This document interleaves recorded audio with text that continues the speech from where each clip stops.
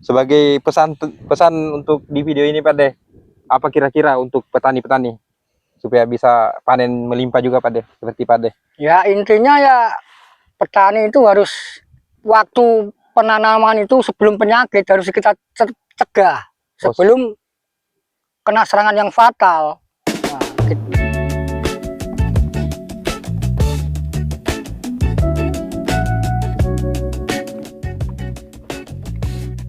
Ini semangkanya kayak gini. Ini Pak De juga nanam semangka dia.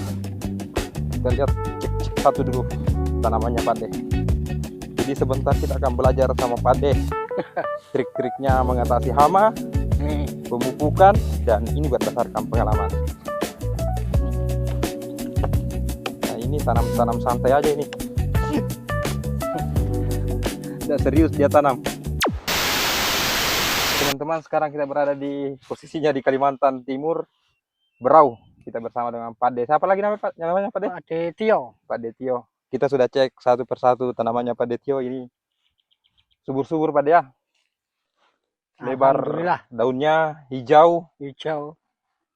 Kita lihat kacang tanah, jagung, sama semangka. Semangka besar. Habis itu ada lagi di sana cabai sama kates. Siap ditanam Pak De ya? Siap ditanam. Siap ditanam. Ini kalau kita lihat tanamannya hijau sekali nih Pak De. Apa kira-kira tipsnya dari kita Pak De? Ya yang penting perawatannya, pupuknya fosfat Pak De ya? Iya, fosfat. Ya untuk akar sama untuk batang. Kalau urea untuk daun. Betul Pak De. Kalau buah Pak De? Kacel. Buah kacel. Kacel ya. Itu yang bikin manis juga semangka ya. Kacel sama aja kacel. Kalau di bawang merah dipakai kacel juga Pak De? Pakai kacel. Untuk berangsang pembesar buah dia. Kalau ini 60 kilo ya? 60 kilo lebih lah, sedikit. Ini sama semua kah obatnya ini Pak De? Ya macam-macam, banyak macamnya ya. Banyak macamnya. Tapi kalau cuma satu aja ya kebal penyakitnya. Oh kebal penyakitnya Pak De ya? Kalau ulatnya disemprot itu aja? Kebal dia ya? Sama dengan jamur. Jamur juga sama. Harus. Jadi solusinya Pak De? Solusinya ya harus gonta-ganti. Gonta-ganti ya. Sebelum dia ya. Kenapa dia sebelum dikena dia Pak De? Ya itu kan ada kaper, itu kan ada telurnya itu. Nah, sebelum dia jadi ulat kita semprot dulu. Dicegah Pak De? Dicegah. Kalau obat jamurnya? Obat jamur ya sama. Sama juga. Sebelum kena harus kita semprot dulu biar enggak ini. Sebelum kejadian. Iya.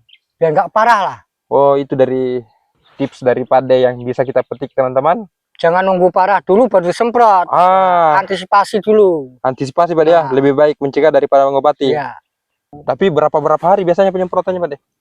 Ya seminggu sekali nggak apa-apa. Kalau pencegahannya. Ya, pencegahan. Kalau mengobati tergantung musim. Kalau hujan, nah itu cepat-cepat. Habis hujan malam, nah itu. Paginya harus dicuci lagi. Paginya harus. Ini 60 kilo ditanam Pak De ya? 60 kilo. Kemarin nanam berapa kilo bawang merah Pak De? Kemarin 40 kilo. Panen? Panen 1 kintal berapa gitu. Berarti 100 kilo lebih ya? Iya. Lumayan Pak De ya? Lumayan. Kalau mau tanaman subur, ya pupuknya harus benar. Waktunya berapa hari dipupuk. Oh, dosisnya juga Pak De? Nah, dosisnya. Dosis. Nah, harus tepat dosis dia. Harus tepat. Oke Pak De, terima kasih untuk edukasinya hari ini. Semoga yang menonton video ini teredukasi Pak De ya? Iya. Bisa panen melimpah juga. Oke, sekian. Ini kita berada di pembibitan. Siapa namanya Om? Kasman. Pak Kasman. Kita bisa meneliti penyakit utama yang biasa menyebabkan pada bibit kelapa sawit. Penyakit utamanya ini apa kira-kira Om? Ini penyakitnya ini apa namanya ya? Yang kayak ini nah. Yang keritingnya susah mekar ya? Keriting ini susah mekar. Ini kalau tidak dibantu agak dia susah, rusak di bawahnya. Oh, rusak di bawahnya dia ya? Iya. karena dia agak menggelembung. Kalau kita prediksi apa kira-kira yang itu, yang makan dia? Ya kalau pengetahuan saya kayaknya kayak Kalau kita perhatikan agak mungkin kutu ya, kutu-kutu lah gitu kan, karena selama ini aku perhatikan obat-obat hama. Agak dia mulai, kalau pertumbuhannya agak mulai sudah stabil ya kayak ini. Oh, mekar sendiri dia. Iya. Jadi ini mungkin kemungkinan penyebabnya adalah kutu-kutu. Oh, penyebabnya yang keriting itu. Iya. Selain itu Om, apa lagi masalahnya waktu awal penanaman ini? Kalau penanamannya ini waktu mulai dari kecambahnya itu yang pertama itu semut. Semutnya ya? Semut kecil itu makan dengan yang apa ini tunasnya itu, sehingga dia bisa pisahkan dengan di apa tempurungnya itu kan, menyebabkan dia mati. Sama media semainya juga ya, tanahnya. Iya. Sama ya, terutama juga tanahnya. Tanahnya harus bagus dia. Harus dicampur. Inilah kemarin karena tanah apa itu susah pertumbuhannya. Susah pertumbuhannya kalau tanah keras.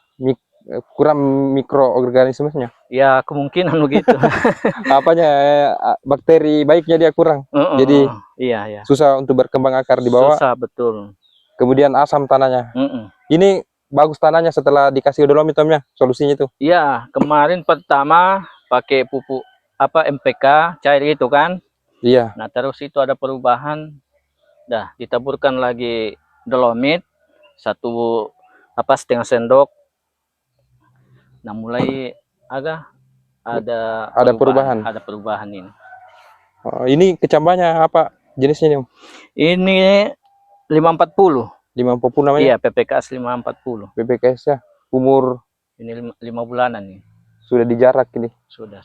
Supaya tidak terkena jamur dia, tidak terinfeksi dengan yang lain. Kita lihat juga ada beberapa di sini terkena hawar daun Om ya, yang bintik-bintik. Iya. Senang juga kita nyemprot kalau sudah di jarak gini. Di jarak. Lumayan bersih juga ini. Bisa belajar dari Om untuk pembibitan sawit. Ternyata ada juga kutu dia yang makan. Kukira cuma hortik dia. Yang berkeriting. Kalau ulat-ulat ini aman. Kalau ulat iya, aman. Nah, ini satu aja yang ini nah. Yang berkeriting. Ya keriting itu. Kalau pindah tanamnya ini umur berapa baru pindah tanamnya? Ini kalau sebenarnya kalau dia sama semua ini, merata semua ini, sebenarnya ini paling bagus itu. Oh, yang kayak begitu dia ya? Ini. Tapi minimal 7 bulanan kah, 8 bulanan. 8 bulanan sudah sama semuanya. Oh, lebih bagus kalau kecil dikasih pindah dia. Lebih bagus karena ada di sini kemarin dia sebenarnya belum terbuka daunnya ya kayak begini. Iya. Maka dia lebih 2 tahun aja udah buah. Oh, dia cepat berkembang ya Om? Cepat berkembang karena dia enggak berubah lagi kan, Oh, enggak stres lagi dia. Ya, itu dia. Kalau besar dia besar dia agak stres dulu, lama baru naik dia. Terima kasih atas pelajarannya dan edukasinya Om. Ya, sama-sama. Terinfeksi jamur seperti ini, disemprot dia pakai fungisida azoxystrobin.